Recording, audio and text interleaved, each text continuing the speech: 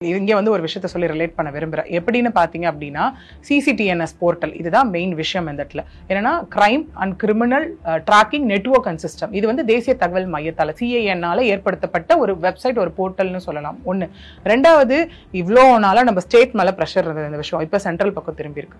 ஏன்னா state police சரியில்லை, அது சரியில்லை. இப்போ ஒன்றும் இல்லை. இப்போ இவர் அண்ணாமலையே ஆகட்டும் என்ன சொன்னாங்க, ஸ்டேட் இந்த FIR லீக்கேஜ் பத்தி அவ்வளோ வாய் திறந்தவர் சென்ட்ரலுக்கு போன அப்புறம் ஏன் வாய் மூடிக்கிட்டார்?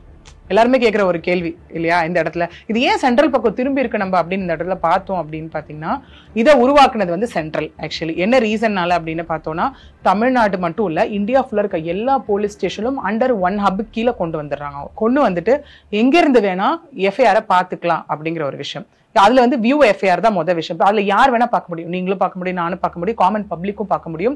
அந்த வகையில் தான் அந்த போர்ட்டல் வடிவமைக்கப்பட்டிருக்கு ஆக்சுவலி.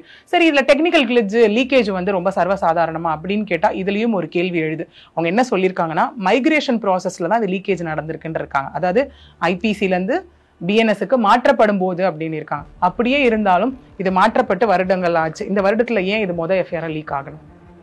அந்த ஒரு விஷயங்கள் இருக்கு. இதை தான் ஹைகோர்ட்லயும் ஒரு விஷயம் வந்து முன்வைக்கப்பட்டது. என்னன்னா, இப்ப நம்ம பார்த்த மாதிரி சூமோட்டோ பெட்டிஷன் அட்வொகேட் வரலட்சுமி அவர்கள் போட்டிருந்தாங்க. அந்த இடத்துல போட்டதை சூமோட்டோவா ஜட்ஜஸ் அக்செப்ட் பண்ணிட்டாங்க. ஜஸ்டிஸ் திரு V லட்சுமி நாராயணன் அவர்களும் ஜஸ்டிஸ் திரு SM சுப்பிரமணியம் அவர்களும் அக்செப்ட் பண்ணி இந்த விஷயங்கள் போயிட்டு இருக்கு. ரெண்டாவது, 2 பப்ளிக் இன்ட்ரெஸ்ட் லிட்டிகேஷன் ஃபைல் பண்ணப்பட்டது. எதுக்காகனா FIR லீக்கேஜ் பத்தி விசாரிக்க. அதுக்கு கோர்ட்லயும் என்ன சொல்லியிருக்காங்க அப்படின்னா, என்னதான் சிஸ்டம் வந்துட்டு ஒரு பெரிய நம்ம அப்படி AI லெவல் கொண்டு போனாலும் அதை ஆப்ரேட் பண்றதுக்கு ஒரு ஹியூமன் பீயிங் கண்டிப்பா தேவை.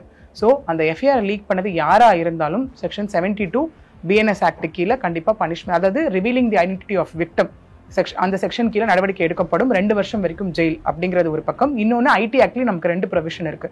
Section 67A and section 77. அதாவது transmitting or transferring the sexual content related issue.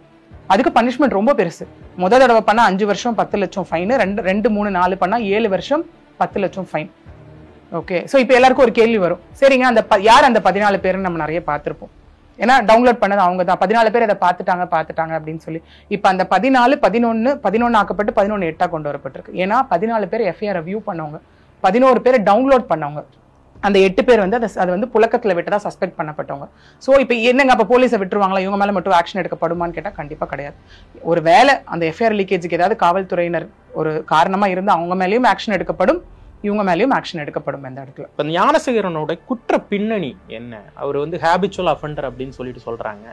என்ன அவருடைய குற்ற பின்னணி? கண்டிப்பா, ஏன்னா இப்ப நம்ம சொன்ன மாதிரி யார் அந்த சார் அங்க ஆரம்பிச்ச விஷயம் தான் இப்ப ஆரம்பிச்சு யார் அந்த 14 பேருக்கு நம்ம ஓரளவுக்கு இன்னைக்கு வந்துட்டோம் ஸ்டேட் டு சென்ட்ரல். இப்ப அதுவும் சென்ட்ரல்ல கொடுத்த விளக்கங்களும் ப்ராப்பரா இல்லைன்றதுனால மார்க்சிஸ்ட் கம்யூனிஸ்ட் கட்சி மாநில தலைவர் திரு பாலகிருஷ்ணன் அவர்கள் என்ன சொல்லியிருக்காருன்னா, இந்த CCTNS மேலே ஒரு இன்வெஸ்டிகேஷன் ஸ்டார்ட் பண்ணுங்கன்னு சொல்லி அது ஒரு கட்டத்துல வந்து நிக்குது. இப்போ நமக்கு அடுத்தது வந்து டெக்னிக்கல் கிளிச்சுக்கான ஒரு விஷயம் இது. நெக்ஸ்ட் யார் அந்த சார்?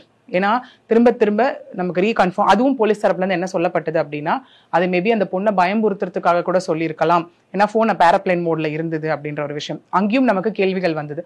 ஏன் அப்ப அந்த போன் ஏரோப்ளைன் மோட்ல இருந்தாலும் ஏன் சுத்தி ஏதாவது ஒரு வைஃபை கனெக்ட் ஆயிருக்க கூடாது? ஏன் அவர்கிட்ட செகண்ட் போன் இருந்திருக்க கூடாது அப்படிங்கிற ஒரு கேள்வி நமக்கு நேற்று இருந்தது.